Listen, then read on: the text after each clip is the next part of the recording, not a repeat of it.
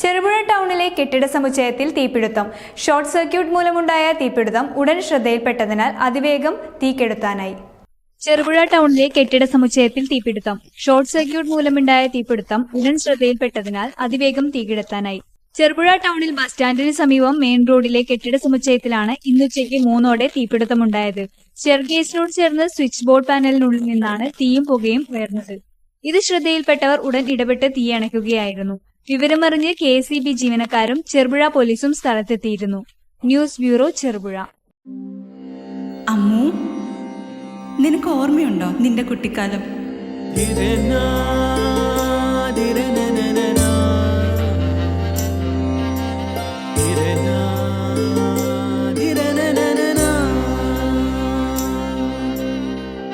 നിന്റെ കളിയും ചിരിയും കുസൃതിയും, പിന്നെ നിന്റെ ആ കുട്ടിച്ചോദ്യവും. ഇതെനിക്ക് തരുമോ? തരില്ല. ഇതേ എനിക്ക് എന്റെ അമ്മ തന്നതാ. മുത്തശ്ശിക്ക് ഇതാര് കൊടുത്തതാ? മുത്തശ്ശിയുടെ അമ്മ കൊടുത്തത്.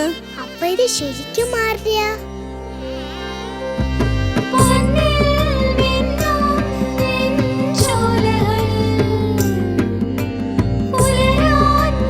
ഇതെനിക്ക് തരുവോ?